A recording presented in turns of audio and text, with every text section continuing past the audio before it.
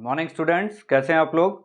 चलिए, last 4 classes के अंदर हमने बात की थी मीडियन के बारे में, परपेंडिकुलर के बारे में, एंगल बाइसेक्टर के बारे में और परपेंडिकुलर बाइसेक्टर के बारे में। इन चारों क्लासेस को अगर आपने देख लिया है तो एक बार रिवाइज जरूर करना। चलिए इससे आगे चलते हैं। आज की क्लास 7th है हमारे और हमारे टॉपिक का नाम है थेल्स थ्योरम। जल्दी से हेडिंग लिखिए, थेल्स प्रमेय। देखिए, थेल्स ने बहुत सालों पहले, आई थिंक 504 BC के अराउंड की बात है, तभी ये अपनी थ्योरम दे दी थी और ये बहुत ज़्यादा इंपॉर्टेंट थ्योरम है। देखिए क्या कहती है थ्योरम। ये कहती है कि मान लीजिए आपके पास कोई ट्राइंगल है ABC। अच्छे से समझना, देखिए इस थ्योरम को, बहुत इंपॉर्टेंट थ्योरम है, बहुत सारे क्वेश्चन एसएससी से पूछती है। थ्योरम क्या कहती है, मान लीजिए कोई ट्राइंगल ABC है, इसमें किसी भी एक साइड का आपने एक मिड पॉइंट लिया। मान लीजिए D जो है वो क्या है, AB का मिड पॉइंट है, मध्य बिंदु है। तो क्या मैं लिख सकता हूँ, D is mid point of AB। मध्य बिंदु है किसका, AB का। चलिए आगे क्या कहते हैं, ये कहते हैं आप D से स्टार्ट कीजिए, एक लाइन बनाना है ऐसे। ये लाइन कैसे बननी चाहिए, ये लाइन बननी चाहिए BC के पैरेलल, यानी AB के मिड पॉइंट से मैंने स्टार्ट किया और जो नीचे वाली तीसरी साइड है इसके पैरेलल में एक लाइन बनाना स्टार्ट किया ऐसे, जिसने इस लाइन को E पे काटा। किसको, AC को E पे काटा। यानी मैंने क्या कहा, DE एक ऐसी लाइन है जो पैरेलल है किसके, समांतर है किसके, BC के। यानी DE एक लाइन बनाई जो BC के पैरेलल चलेगी। तो इन दोनों पॉइंट से रिजल्ट क्या निकल के आता है, रिजल्ट ये निकल के आता है कि ये जो इधर वाला पॉइंट है ना E, इसको भी मिड पॉइंट होना पड़ेगा। मिड पॉइंट क्या होना पड़ेगा, किसका, AC का मिड पॉइंट होना पड़ेगा। यानी ये हमारा 1 नंबर पॉइंट था, ये 2 नंबर पॉइंट था, और इन दोनों से रिजल्ट क्या निकलता है, रिजल्ट ये निकलता है। दोबारा समझिए, AB के मिड पॉइंट से हमने स्टार्ट किया, सामने वाली साइड के पैरेलल हम चले, तो इस साइड को जहां काटेंगे वो भी मिड पॉइंट होगा। ये कंपलसेशन है, कंपलसरी ऐसा ही होगा। तो ये रिजल्ट निकलता है, ये थेल्स ने कहा था। एक बात यहाँ पे मैं और रिजल्ट लिखना चाहूंगा, मैं एक रिजल्ट और निकलता है, वो ये है कि जो DE है ना, ये क्या होगा, ये BC का आधा हो जाएगा। ये जो हमारी तीसरी साइड है BC, ये जो DE है ये BC का क्या हो जाएगा, हाफ हो जाएगा। तो कुल मिला के यहाँ पे कितने पॉइंट हुए, यहाँ पे पॉइंट हुए हैं 4। थेल्स ने तो इतना ही कहा था, ये पॉइंट और इसका ये रिजल्ट, ये उसके बाद में पॉइंट आया। और अब ये चारों पॉइंटों को हम इस तरीके से बात करते हैं कि इन चारों में से कोई भी 2 अगर सही हैं, एनी 2 गिवन, अगर कोई भी 2 पॉइंट आपको दिए जाते हैं तो रिमेनिंग 2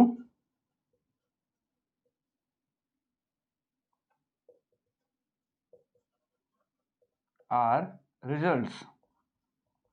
कहने का मतलब है ये 2 पॉइंट मैंने दिए तो ये दोनों रिजल्ट आ जाएंगे। अगर ये दोनों पॉइंट मैंने दिए, ये दोनों, यानी 4 में से कोई भी आपको 2 क्वेश्चन में दिए हैं, 2 आपको अपने आप मान लेने कि हाँ अगर ऐसा है तो ऐसा हो जाएगा।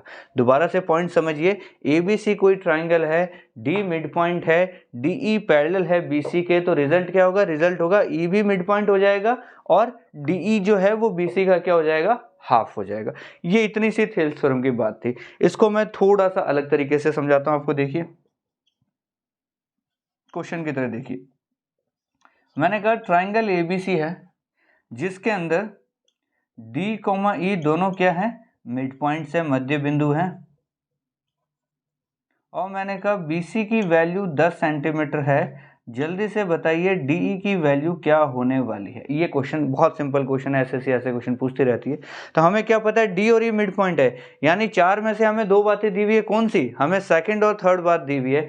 हमें BC की वैल्यू दे रखी है, DE की वैल्यू पूछा, तो हमें पता है जब ये दोनों मिड पॉइंट हो गए, इनको ज्वाइन करेंगे तो पैरेलल भी हो जाएगा और आधा भी हो जाएगा। तो आधा हो जाएगा मतलब 10 का आधा कितना हो गया, ये लीजिए 5, आपका क्या हो गया, आंसर हो गया।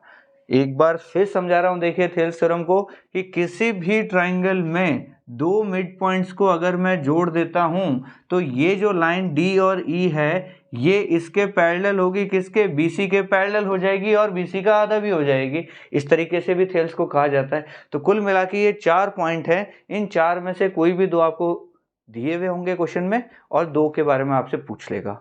क्लियर हो गया, बहुत इजी थ्योरम है मेरे ख्याल से। 2-4 क्वेश्चन चलिए और करते हैं। देखिए क्वेश्चन ऐसा दिया हुआ है कि BC की वैल्यू 10 है, DE की वैल्यू 5 है, और फिर E कह रहा है मिड पॉइंट है, और बी डी की वैल्यू 12 है, तो जल्दी से ए बी की वैल्यू ज्ञात करें, बताइए। देखिए ऐसा क्वेश्चन हमने लिया, तो हमें दिख रहा है कि पहले देखिए कितनी बातें दी हुई है, ये 10 है, इसका आधा 5 दे रखा है, यानी एक बात हमें ये दी हुई है। दूसरी चीज़ हमने देखी ई को मिड पॉइंट बता रखा है, यानी ये जो हमारा ई है ये मिड पॉइंट है। तो 4 में से 2 बातें हमें दे दी, बाकी 2 हमें पता है। हमें क्या पता है कि डी ई पैरेलल भी है और यहाँ पे डी भी मिड पॉइंट है। तो ये किसकी वैल्यू पूछ रहा है, ए बी की वैल्यू पूछ रहा है। डी अगर मिड पॉइंट है, आधी वैल्यू 12 है, तो पूरी वैल्यू कितनी होगी, आप भी बता दोगे सर 24 होगी। ये लीजिए आंसर। तो क्या इसके अंदर पेन चलाने की जरूरत है क्या? ऐसे क्वेश्चन के अंदर पेन चलाना नहीं होता, सीधा आंसर दिखता है अपने को। लेकिन आपको क्वेश्चन देखते ही पता चलना चाहिए कि हाँ ये थेल्स के ऊपर बात कर रहा है। थेल्स दिखने लग जाएगा आपको, ये डायग्राम दिमाग में चलने लग जाएगा कि हाँ थेल्स में ऐसा डायग्राम था। एक और क्वेश्चन करते हैं, देखिए ये क्वेश्चन आपके सामने, फटाफट देखिए कि आपको लग रहा है इसमें थेल्स थ्योरम लग रही है, और लग रहा है तो फटाफट आंसर मारिए। देखिए क्या दिया हुआ है, ये कहता है ई मिड पॉइंट है, ई हमारे को मिड पॉइंट दे रखा है एसी का। फिर कहता है डी मिड पॉइंट है बीसी का, तो डी यहाँ पे किसका मिड पॉइंट हो गया, बीसी का। यानी डी और ई दोनों हमारे मिड पॉइंट हो गए, थेल्स यहाँ पे एक्टिवेट हो जाती है। जैसे ही 2 पॉइंट हमें मिलेंगे दिमाग में थेल्स आ जानी चाहिए अपने आप की, हाँ ठीक है 2 मिड पॉइंट हो गए। अब हमें क्या पता है, ये दोनों अगर मिड पॉइंट है तो इसके पैरेलल होंगे, और ये जो साइड है इसकी क्या हो जाएगी, आधी हो जाएगी। ये हमें 8 दे रखी है, तो ये भी बताओ कितना हो जाएगा। आप सीधा आंसर मारोगे 16, ये लीजिए आंसर। तो जब ये 2 बातें दे दी तो ये सब हमें देखने की जरूरत नहीं, हमारे काम की चीज़ सिर्फ ये 8 था। बाकी ये अपने आप दिख रहा है कि ये 12 ये 6 तो आधा ही है। जब ये सीधा ही कह दिया तो ये सारी चीज़ों में इतना जाना नहीं अपने को, तो बस थेल्स आपके दिमाग में एक्टिवेट हुई और फटाक से आंसर मार दो, इतना सा काम करना है। क्लियर? चलिए आगे चलते हैं। देखिए थेल्स के अंदर हमने कितनी बातें कर ली अब तक। हमने ये देखा है कि 2 मिड पॉइंट होने चाहिए, अगर दोनों मिड पॉइंट है तो पैरेलल हो जाएगी। यानी कुल मिला के 4 पॉइंट को आप दोबारा से देखिए। 4 पॉइंट क्या है, 1 मिड पॉइंट, 2 मिड पॉइंट, ये इसके पैरेलल और ये इसकी आधी। ये 4 पॉइंट है, इनको अच्छे से दिमाग में फिट कर लो। जब मैं क्वेश्चंस कराने लगूंगा तो मैं सिर्फ इतना सा बात बोलूंगा कि ये क्वेश्चन थेल्स पे है, इतने में आपका आंसर आ जाना चाहिए, या मेरे इतना बोलने से पहले ही आपका आंसर आ जाना चाहिए। क्लियर? चलिए आगे मूव करेंगे। चलिए अगली हेडिंग लिखिए, सिमिलैरिटी। देखिए बहुत इंपॉर्टेंट टॉपिक है ये, बहुत ही ज़्यादा इंपॉर्टेंट है। इसको सिमिलैरिटी या फिर हम बोलते हैं हिंदी में समरूपता। इसको सिमिलर ट्राइंगल्स के नाम से भी हम पढ़ेंगे, यानी समरूप त्रिभुज। देखिए क्या फ़र्क है, क्या चीज़ें हैं, थोड़ा थोड़ा हम चले स्टार्ट करते हैं।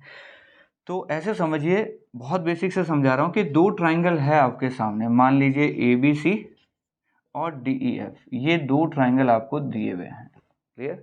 अब वो ये कहता है कि ये एंगल इसके अंदर 60 डिग्री है और ये एंगल भी इसके अंदर 60 डिग्री है।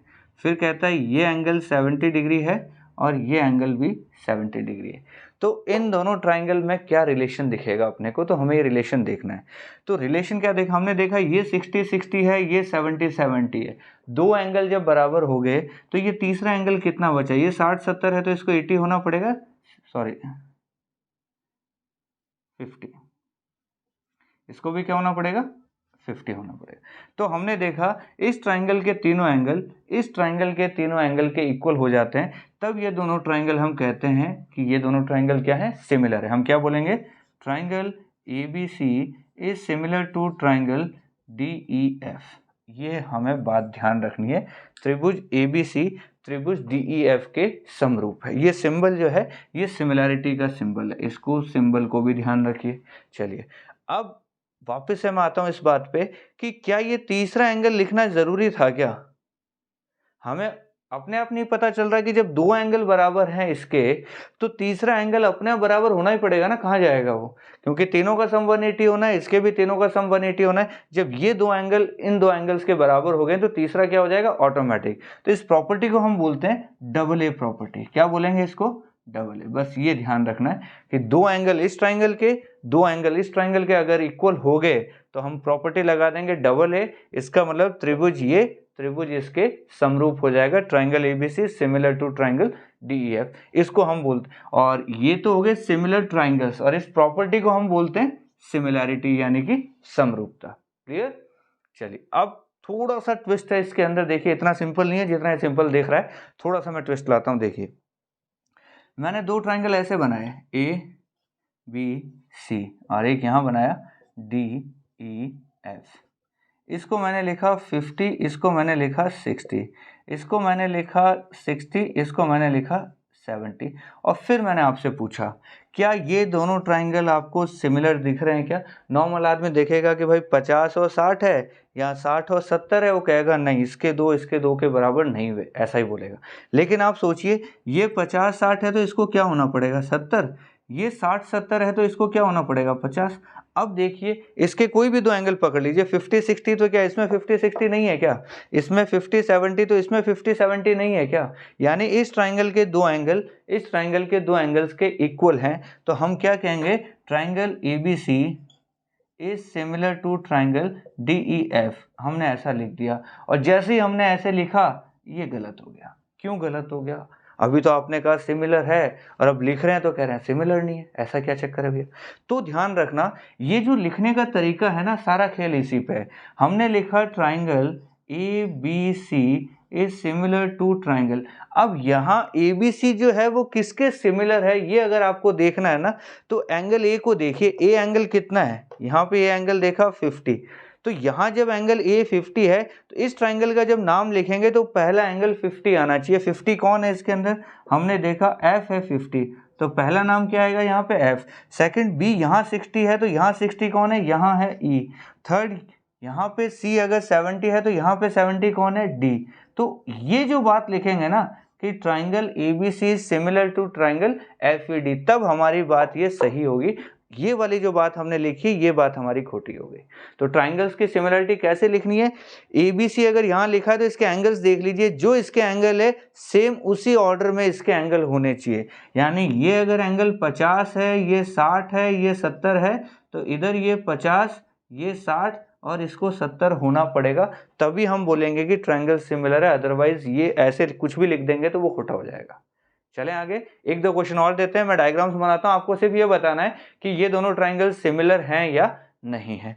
चलिए देखिए, ये दो ट्राइंगल है, बताइए सिमिलर हैं या नहीं, और अगर सिमिलर हैं तो नाम लिखिए कैसे सिमिलर हैं बताइए। तो आपने चेक किया 60-40-80, 80-40 दो यहाँ पे है तो तीसरा ऑटोमेटिक यहाँ 60, यानी दो एंगल इसके बराबर है, तो यानी हमारे ट्राइंगल क्या हो गए, सिमिलर हो गए, समरूप हो गए।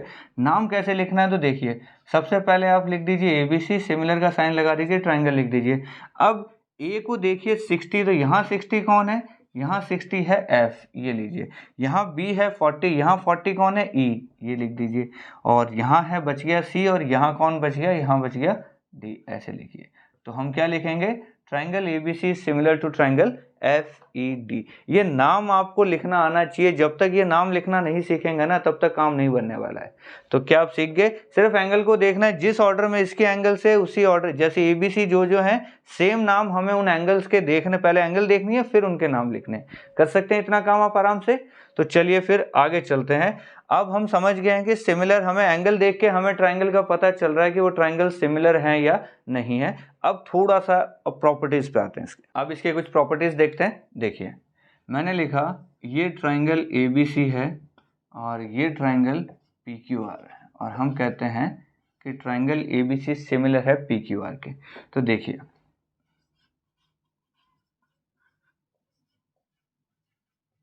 ये हमने मान लिया कि ये दोनों ट्राइंगल क्या है, सिमिलर हैं, समरूप है।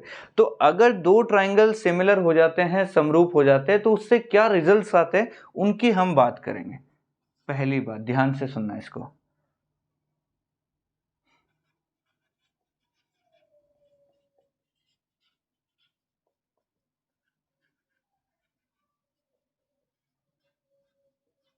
कहने का मतलब है एंगल A एंगल P के बराबर होगा, एंगल B एंगल Q के बराबर होगा, एंगल C एंगल R के बराबर हो जाएगा। यानी इस त्रिभुज के सभी कोण इस त्रिभुज के सभी कोणों के बराबर हो जाएंगे, ये एंगल्स इक्वल हो जाएंगे। पहली बात तो अगर ट्राइंगल सिमिलर दे रखे हैं तो एंगल इक्वल हो जाएंगे, एंगल इक्वल है तो ट्राइंगल सिमिलर हो जाते हैं। ये बात क्लियर है हमें। आगे चलते हैं सेकंड पॉइंट की तरफ। तो ये तो हमें पता ही थी बात। अब जो बात लिख रहे हैं इस पे हम स्टार लगाते हैं, ये बहुत ज़्यादा इंपॉर्टेंट बात है। ये क्या कहता है, ध्यान से समझिए।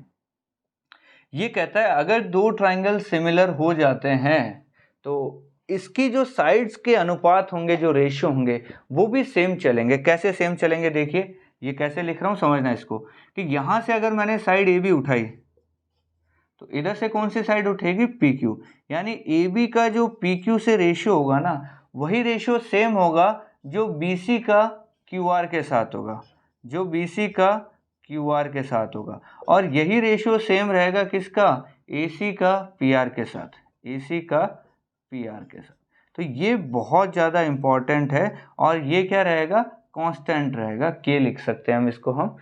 तो क्या समझ में आया कि इस ट्राइंगल की साइड अपॉन इस ट्राइंगल की साइड, ये जो अनुपात चलेगा, इसका इसके साथ, इसका इसके साथ और इसका इसके साथ, ये कांस्टेंट चलेगा। अगर ये 2/3 बन रहा है तो ये भी 2/3 बनेगा, ये भी 2/3 बनेगा, फॉर एग्जाम्पल। क्लियर? तो ये बहुत ज़्यादा इंपॉर्टेंट बात है, बहुत सारे क्वेश्चन यहाँ से निकल के भी आने वाले हैं हमारे। अभी देखते हैं कैसे आते हैं, पहले हम सारी बातें कर लेते हैं, फिर 1 बाय 1 पॉइंट पे हम क्वेश्चन भी ले लेंगे। तो जल्दी से दोनों पॉइंट लिखिए, फिर हम लेते हैं तीसरा point.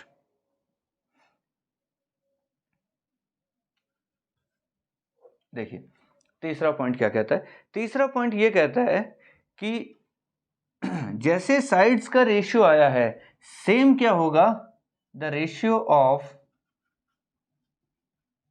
All medians comma altitudes comma angle bisectors and perimeter is also constant। क्या मतलब हुआ इसका, कि सभी माध्यिकाओं कॉमा लंब कॉमा कोण समद्विभाजक तथा परिमाप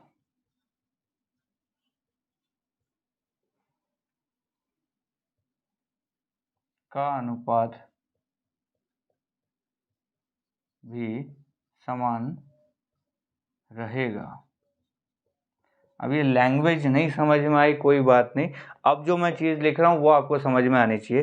कहने का क्या मतलब है, देखिए कहने का मतलब ये है कि मान लीजिए ए से डी मैंने कोई मीडियन ड्रॉ की, और यहाँ मैंने पी से एक्स मैंने कोई मीडियन ड्रॉ की, यानी क्या बात आई कि A D upon P x जो है वो इक्वल हो जाएगा किसके, वो इक्वल हो जाएगा बीई अपॉन क्यू वाई के, बीई अपॉन क्यू वाई के, वो इक्वल हो जाएगा हमारा C F upon R Z के, और यही इक्वल हो जाएगा perimeter of triangle ABC upon perimeter of triangle PQR, और इक्वल टू हम लिख देंगे कांस्टेंट। यानी कि समझिए ये हमारी माध्यिका थी, इसको हम 90 डिग्री मान लेते हैं और इसको हम कोण समद्विभाजक मान लेते हैं, ऐसे। कहने का मतलब है ये हमारी माध्यिका है, ये हमारा लंब है, ये हमारा कोण समद्विभाजक है, और ये हमारा परिमाप है, यानी मीडियन, परपेंडिकुलर, एंगल बाइसेक्टर और पेरीमीटर। ये सब भी सेम रेशियो में चलेंगे, जिस रेशियो में ये साइड्स का है सेम रेशियो इनका चलने वाला है। क्या समझ में आया? अभी क्वेश्चन लेते हैं जब और अच्छे से समझ में आएगा। अभी इतनी बात लिखिए, और लास्ट बात, एक चौथी बात और ले लेते हैं हम, यहीं पे खत्म करते हैं इसको पूरे को। चौथी बात क्या कहती है कि जो एरिया का अनुपात होगा ना, एरिया ऑफ त्रिभुज एबीसी अपॉन एरिया ऑफ त्रिभुज पी क्यू आर, यानी क्षेत्रफल की बात कर रहा हूं, ठीक है, क्षेत्रफल, क्षेत्रफल ऑफ त्रिभुज एबीसी अपॉन क्षेत्रफल ऑफ त्रिभुज पी क्यू आर। ये क्या होगा, देखो अभी तक तो सारी चीजें इक्वल चली हैं, और जो साइड का रेशियो है वही रेशियो मीडियन का है, वही रेशियो लंब है, वही एंगल बाइसेक्टर है, वही परिमाप। लेकिन ये क्या कहता है, ये कहता है एरिया का जो रेशियो होगा ना, वो जो साइड का रेशियो है उसका क्या हो जाता है, स्क्वायर हो जाता है। ये चीज समझिए, एरिया का रेशियो क्या हो जाएगा, दोनों का जो भुजाओं का अनुपात है, जो साइड्स का रेशियो, उसका स्क्वायर कर दीजिए, वो हमारा एरिया का रेशियो आ जाएगा। तो ये सारी बातें एक बार मैं दोबारा से लिखूंगा, आप फटाफट इनको लिखिए। देखिए इसको ऐसे समझिए कि ट्राइंगल ABC सिमिलर है ट्राइंगल PQR के। तो हम क्या लिखेंगे, मान लीजिए ये साइड 2 है, ये साइड 3 है, ऐसा हमें दिया हुआ है। तो हम क्या लिखेंगे, AB इसकी साइड है, PQ इसकी साइड है, फिर इसकी साइड हमने BC ली, तो इसकी साइड हमने QR ली, फिर इसकी साइड हम AC ले रहे हैं, तो इसकी साइड हम PR लेंगे। ये सारा रेशियो क्या हो जाएगा, ये हो जाएगा 2:3, यानी ये 2 है तो ये 3, ये 2 है तो ये 3, ये 2 है तो ये 3, इस रेशियो में रहेंगे, इस अनुपात में रहेंगे। अनुपात समझते हो ना, ठीक है। और यही रेशियो किसका चलेगा आगे, ये AD अगर मीडियन है तो ये AD अपॉन PX के बराबर हो जाएगा। ये लीजिए PX हमने मीडियन ले लिया। ऐसे ही ये मान लीजिए CF कोई 90 डिग्री है और ये RZ मान लीजिए कोई 90 डिग्री है, तो ये CF अपॉन RZ मान लीजिए। और यही मान लीजिए कोई BE एंगल बाइसेक्टर है और यहाँ पे QY एंगल बाइसेक्टर है, तो ये इसके बराबर भी चला जाएगा।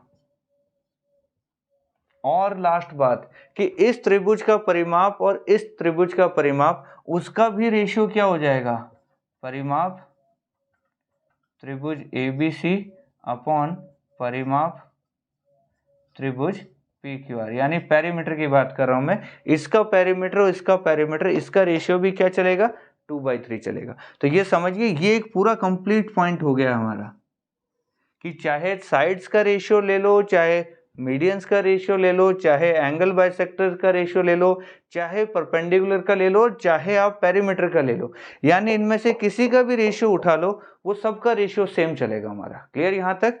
अब आते हैं इसकी एक और बात थी, एरिया वाली।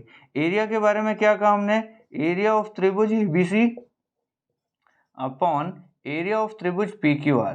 ये रेशियो क्या हो जाएगा, जो साइड्स का रेशियो आया हमारा, जैसे AB और PQ का जो रेशियो है, इसका स्क्वायर कर दीजिए।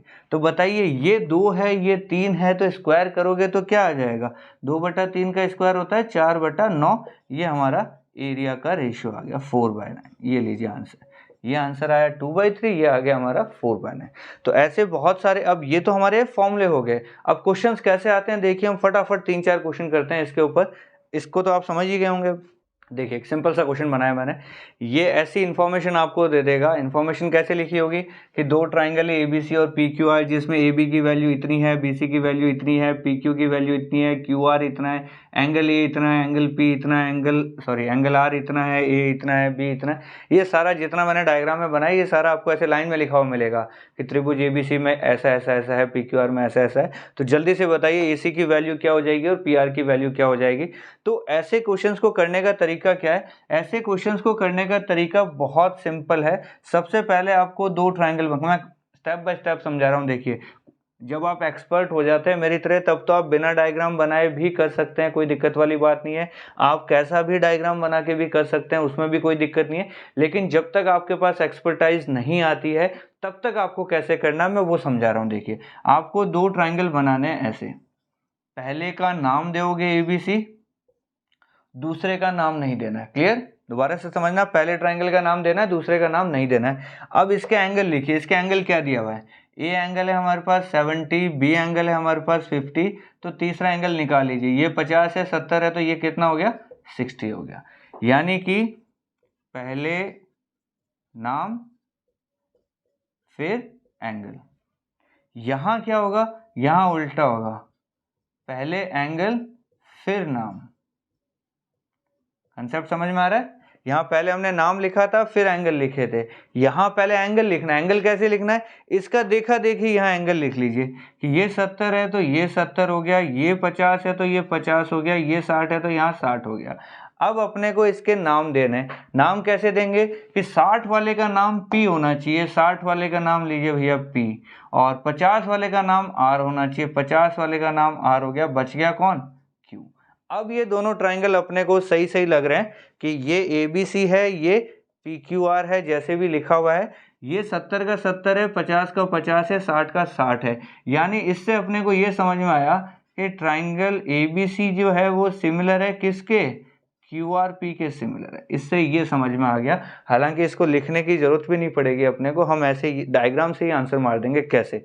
अब जल्दी से इसकी साइड्स लिखिए, इसकी ये साइड 6 है, ये 8 है, QR की वैल्यू 12 दे रखी है और PQ की वैल्यू 22 दे रखी, ये लीजिए इतनी चीजें हमें दी हुई है। अब हम बाकी की चीजें निकालेंगे। अब थोड़ा सा देखिए, हमें ये देखना है कि इधर ये 8 है, इधर अपने को दिया हुआ नहीं है, इधर ये 22 है, इधर अपने को दिया हुआ नहीं है, लेकिन इधर ये 6 है और इधर अपने को 12 दिया हुआ है। तो इससे अपने को पता चल गया कि साइड्स का रेशियो क्या आ रहा है, 6 का 12 हो गया, यानी रेशियो क्या है, 1 का 2 हो रहा है, यानी इधर 1 है, इधर 2 हो जाएगा। तो साइड्स का रेशियो क्या चल रहा है यहाँ पे, 1 का 2 करना है अपने को।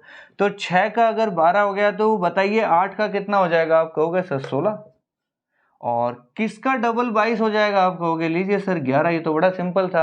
इसका मतलब AC की वैल्यू आ गई हमारी 11 और PR की वैल्यू आ गई हमारी 16, ये लीजिए आपका आंसर। यानी कहने का मतलब है जब आपने डायग्राम बना लिया ना, उसके बाद आंसर आपको ऐसे दिखेगा, ऐसे लगेगा थाली में परोस के खुद ही आ रहा है कि मैं आंसर हूं, मुझे लगाओ। क्लियर।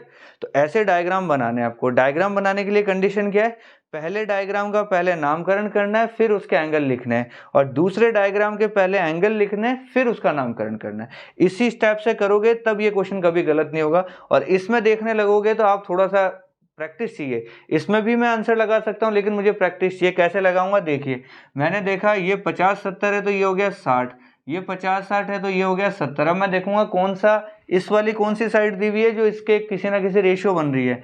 तो मैंने देखा 50 और 70 के बीच में एंगल साइड है 6, 50-70 के बीच में है 12, यानी मुझे ऐसे कंपेयर करना पड़ेगा कि 6 का 12 हो रहा है, यानी डबल हो रहा है। तो अब 8 का 16 होगा, यानी 50-60 के बीच में जो साइड है 8, तो 50-60 के बीच में जो साइड है वो कितनी हो जाएगी, 16। और फिर मैंने देखा बची हुई साइड इधर 22 है तो इधर क्या हो जाएगी, 11। तो यहां से भी मैं आंसर मार सकता हूं, लेकिन ये आप थोड़ी प्रैक्टिस, जब ऐसे काफी सारी आप प्रैक्टिस कर लोगे तब आप इसमें डायरेक्ट आंसर मार पाओगे। अभी आप इससे करोगे तो आप कुछ ना कुछ गलती कर दोगे, इसलिए आप स्टेप बाय स्टेप चलिए, ज्यादा बढ़िया रहेगा आपके लिए। क्लियर। तो ऐसा ही क्वेश्चन और करते हैं। देखिए इस बार मैं डायग्राम नहीं बनाऊंगा, इस बार मैं वैल्यूज दूंगा सीधी, आपको डायग्राम खुद बनाना है। ठीक है। देखिए एक क्वेश्चन तैयार किया मैंने, फटाफट देखिए। ट्राइंगल ABC दिया हुआ है, ट्राइंगल DEF दिया हुआ है। ABC के अंदर दो वैल्यूज दी हुई है, दो एंगल दिए हुए हैं। DEF के अंदर दो वैल्यूज दी हुई है और दो एंगल दिए हुए हैं, यानी दो साइड दो एंगल, दो साइड दो एंगल की वैल्यूज दी हुई है। आपसे पूछ रहा है BC की वैल्यू क्या है, DE की वैल्यू क्या है, जल्दी से बताइए। तो देखते हैं 30 सेकंड के अंदर आप आंसर निकाल लेते हो क्या, 1 मिनट से ज्यादा तो लगना ही नहीं चाहिए। फटाफट कीजिए स्टेप बाय स्टेप, जैसे मैंने समझाया था। क्या समझाया था मैंने, दो ट्रायंगल बनाने हैं आपको, जल्दी से ये लीजिए, दो ट्रायंगल आपने बना दिए।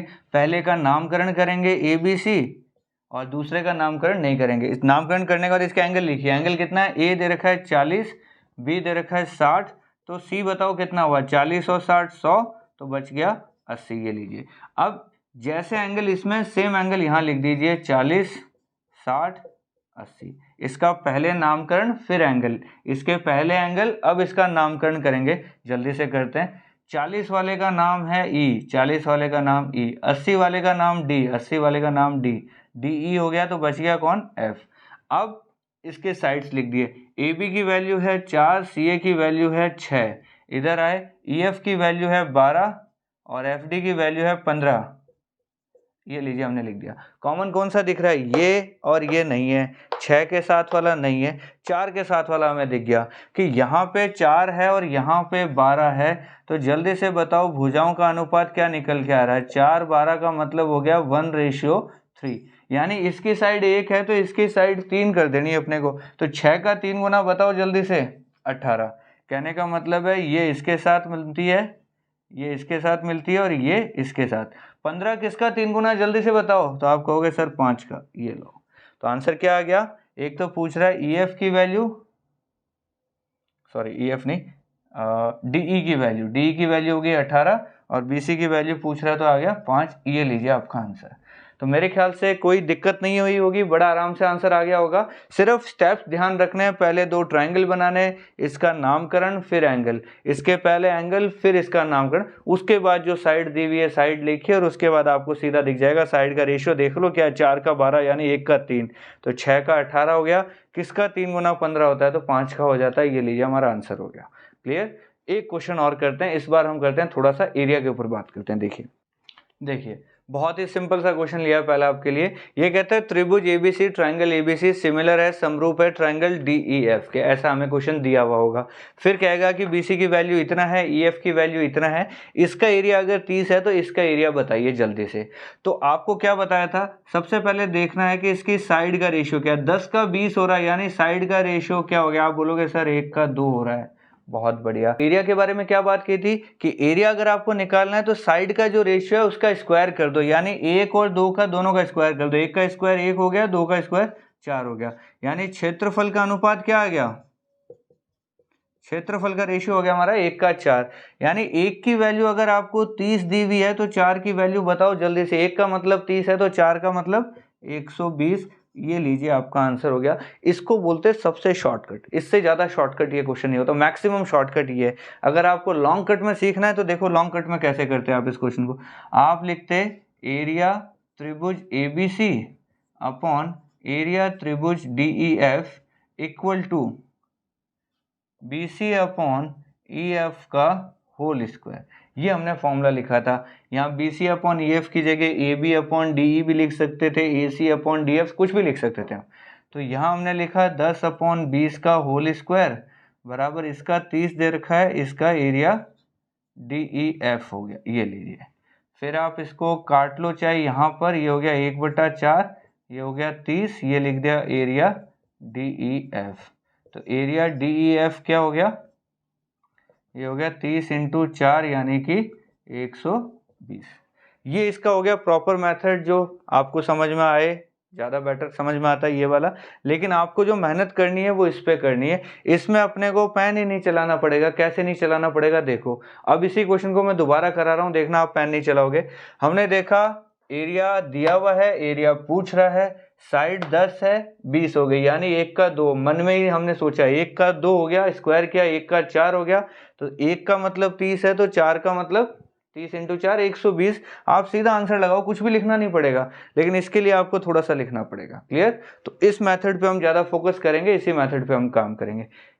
चलिए देखिए, ये क्वेश्चन दिया हुआ है आपको। इस बार मैंने डायग्राम नहीं दिया है, लैंग्वेज के फॉर्म में लिखा। फटाफट कीजिए इसको कैसे करते हैं आप। तो देखिए पहले इसका बेसिक तरीका समझते हैं। बेसिक तरीका हमने सीख रखा है कि ट्रायंगल ABC का एरिया अपॉन एरिया त्रिभुज PQR, ये क्या होता है, ये हमारा होता है AB अपॉन PQ के रेशियो का स्क्वायर हो जाता है। ऐसा हमने पढ़ा है पॉइंट नंबर 4। तो ये हमें दिया हुआ है 11 का मतलब 121 दिया हुआ है, ये हमें 225 दिया हुआ है। ये हो गया AB की वैल्यू 5.5, ये हो गया PQ की वैल्यू और इसका स्क्वायर दिया हुआ है। अब देखिए आप इधर स्क्वायर करने की गलती ना करें। आप इस स्क्वायर को हटाना है तो इधर क्या आ जाएगा, रूट आ जाएगा।